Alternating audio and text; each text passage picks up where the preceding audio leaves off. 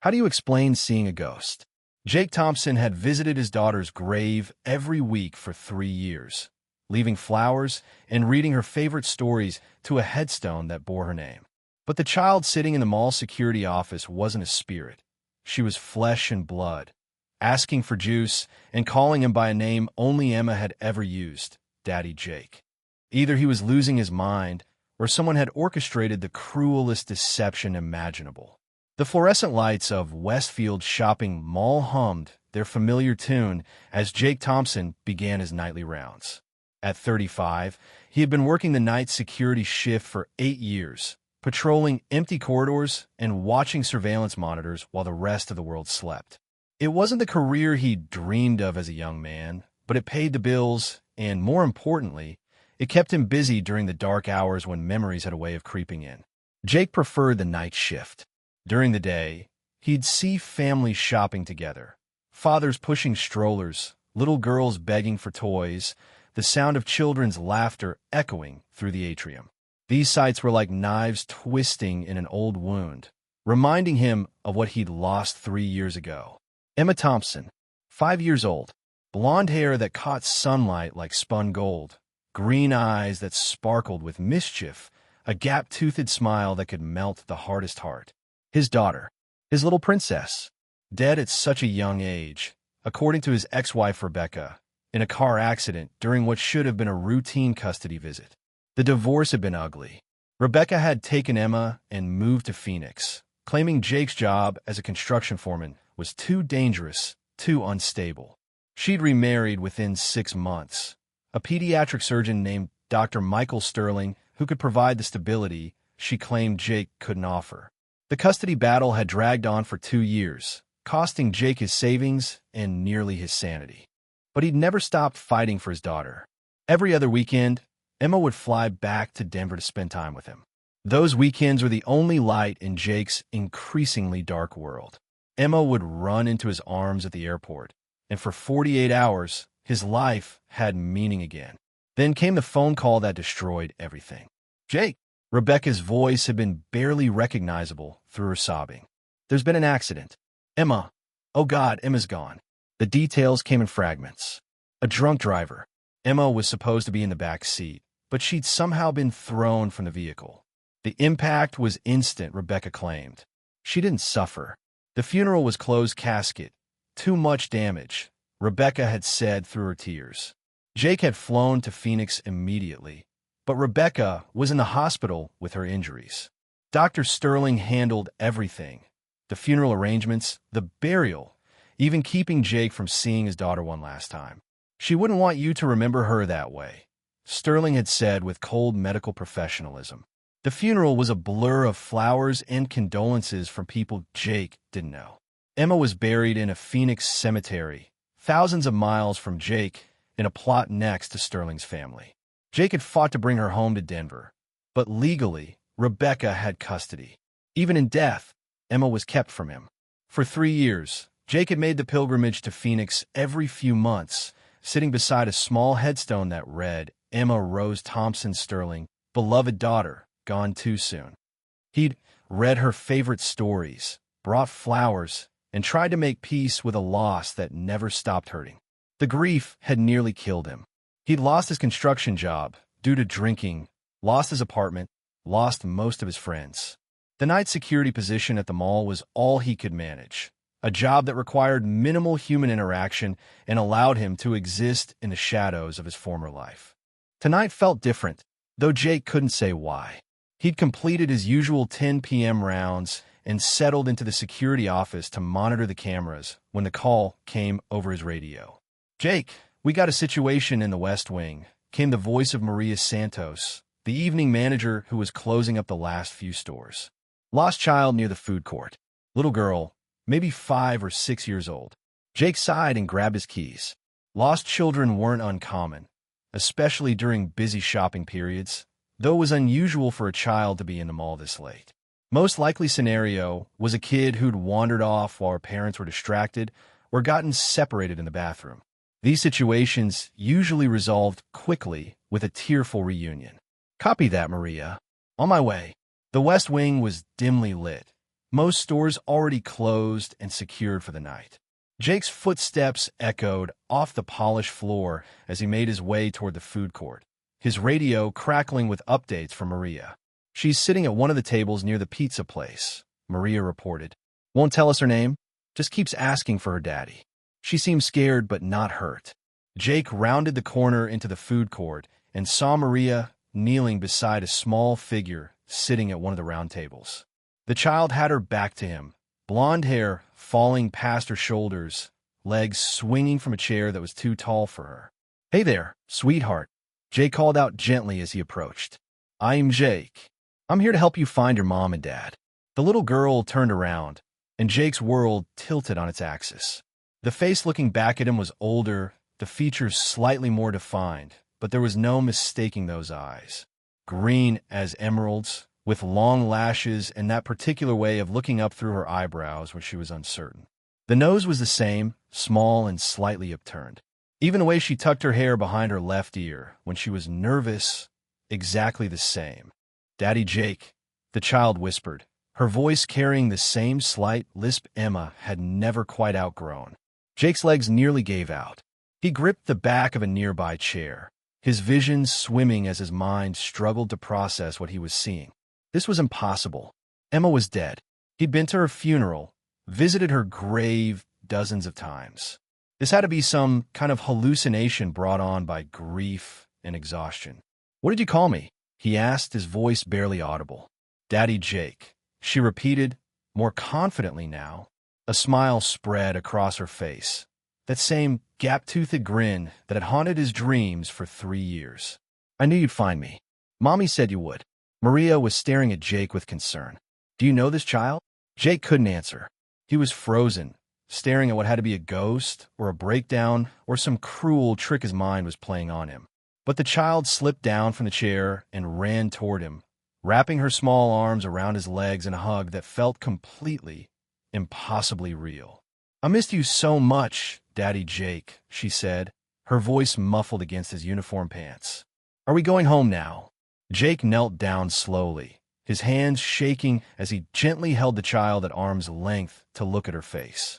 Every detail was Emma, the tiny scar above her left eyebrow from falling off her bike, the way her front teeth were growing and slightly crooked, even the little birthmark on her neck shaped like a crescent moon. "Emma," he whispered. She giggled. "Silly daddy. Of course it's me. But you're supposed to be—" Jake couldn't finish the sentence. How do you tell a child she's supposed to be dead? "Jake, what's going on?" Maria asked. "Is this your daughter?" "I don't know," Jake said honestly. His mind was reeling, trying to make sense of the impossible. "Emma, where's your mommy?" The child's face fell. "She left. She said she'd be right back, but she didn't come back. I waited and waited, and then the lights went off, and I got scared." "Where did she leave you, sweetheart?" "By the toy store. She got a phone call and said she had to go to the car, but then she didn't come back." Jake looked around the food court, his security training kicking in despite his emotional turmoil. If this was really Emma, and his heart screamed that it was, even as his mind insisted it was impossible, then Rebecca was somewhere in this mall. But why would she fake Emma's death? Why put him through 3 years of hell? "Maria, I need you to pull the security footage from the toy store, maybe the last 2 hours," Jake said, his voice steadier now.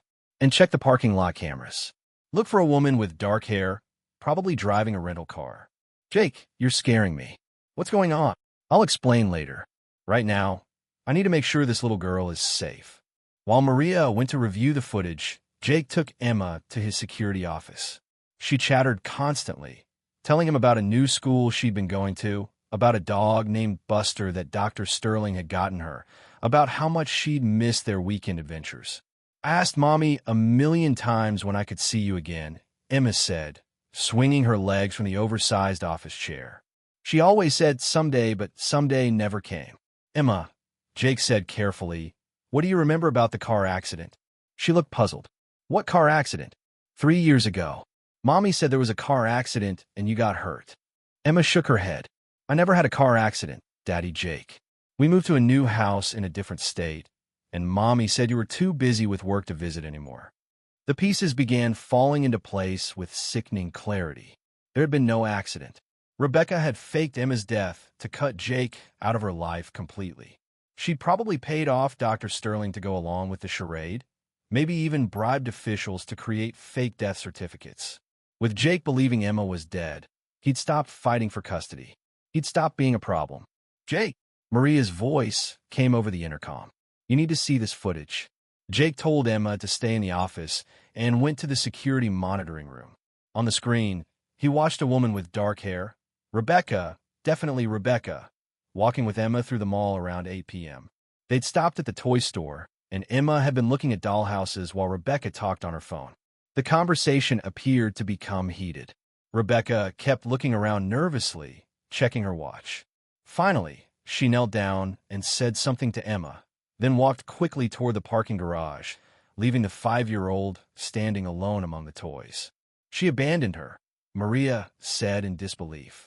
"Who abandons their child in a mall?" "Someone who's desperate," Jake said grimly. "Pull up the parking garage footage. I want to see where she went." The parking garage camera showed Rebecca getting into a blue sedan and driving away quickly, almost frantically. She'd left her daughter, the daughter she'd claimed was dead, alone in a mall at night. Jake's radio crackled. "Security, this is Officer Chun with DCPD. We have a situation in your parking garage. Reports of a woman attempting suicide in Section C." Jake's blood ran cold. Section C was where Rebecca's car had been parked. "Stay with Emma," he told Maria, then grabbed his keys and ran toward the parking garage.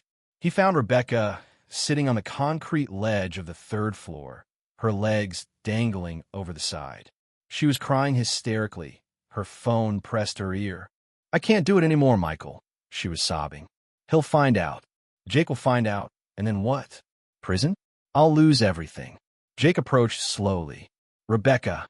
She spun around, her face going white when she saw him. "Jake, how did you?" "Emma's safe," he said. "She's in my office.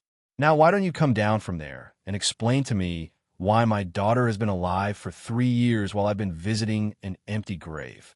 Rebecca's composure crumbled completely. "I never meant for it to go this far," she said between sobs. "It was Michael's idea. He said it would be easier if you just disappear from our lives." The story came out in fragments. Dr. Sterling had been worried about his career, about the custody battles affecting his reputation in the medical community. He convinced Rebecca that the only way to have a clean break was to make Jake believe Emma was dead. They'd faked the accident report, bribed a funeral director, even had an empty casket buried. Sterling had used his medical connections to create false death certificates. It had cost them hundreds of thousands of dollars, but Sterling had the money and the connections to pull it off. "We were going to tell Emma eventually," Rebecca said, "when she was older. Make up some story about why you couldn't see her. But she remembered me. She kept asking. She never stopped talking about you. It was driving Michael crazy. He said if she couldn't forget you naturally, we have to help her forget." Jake felt sick. "What does that mean?" "Therapy. Medication. Michael knows doctors who could adjust her memories." The full horror of what they'd been planning hit Jake like a physical blow. They were going to drug his daughter, mess with her mind, just to erase him from her life completely. "That's when I knew I had to stop," Rebecca continued. "I couldn't let him hurt her like that. So I brought her here to you. But then I realized what I'd done, how much trouble I'd be in, and You left her alone and came here to jump off a building." "I'm so sorry, Jake. I'm so sorry." The police and paramedics arrived then, taking Rebecca into custody for child endangerment and fraud. Jake gave his statement, then returned to his office where Emma was coloring on scrap paper with Maria's help. "Is Mommy in trouble?" Emma asked when she saw his expression. "Mommy made some bad choices," Jake said gently, "but everything's going to be okay now." The next few months were a whirlwind of legal proceedings, custody hearings, and therapy sessions. Dr. Sterling was arrested and his medical license revoked. Rebecca was sentenced to 5 years in prison for fraud, conspiracy, and child endangerment. Emma came to live with Jake, who quit the night security job and returned to construction work. It was a difficult adjustment for both of them. Emma had to process 3 years of lies and manipulation, while Jake had to learn how to be a full-time father while dealing with his own trauma. But slowly, carefully, they rebuilt their relationship. Jake enrolled Emma in a good school, took her to therapy sessions, and made sure she understood that none of what happened was her fault. He also made sure she could visit Rebecca in prison. Not because Rebecca deserved it, but because Emma deserved the chance to maintain a relationship with her mother if she wanted to. 6 months after that night in the mall, Jake was tucking Emma into bed in their new apartment when she looked up at him with those green eyes he'd mourned for so long. "Daddy Jake, did you really think I was dead?" Jake sat down on the edge of her bed. "Yes, sweetheart. Mommy told me you'd been in an accident." "Were you sad?" "I was sadder than I'd ever been in my whole life." Emma was quiet for a moment. Then she reached over and patted his hand. "Well, I'm not dead, and I'm never going away again. Promise? Promise. You're stuck with me forever, Daddy Jake." Jake smiled, the first real smile he'd felt in years. "That sounds perfect to me." 2 years later, Jake still sometimes had moments where he couldn't quite believe Emma was real, that she was home and safe in his. But then she'd call him Daddy Jake in that particular way only she ever had, or she'd fall asleep against his shoulder during movie night, and he'd know with absolute certainty that miracles could happen, even the darkest, most impossible ones. The security footage from that night was eventually used as evidence in Rebecca and Dr. Sterling's trials, but Jake kept a copy for himself. Sometimes, when Emma was at a sleepover or a friend's house, he'd watch the moment she turned around in that mall food court and called his name. The moment his ghost became real again. Not everyone gets a second chance at happiness, but sometimes, if you're lucky enough and strong enough to survive the darkness, life gives you back what you thought you'd lost forever. Emma Thompson was proof that love doesn't die, even when we're told it should. And Jake Thompson learned that the most important security he'd ever provided wasn't for a shopping mall. It was for his daughter's future and his own healing heart.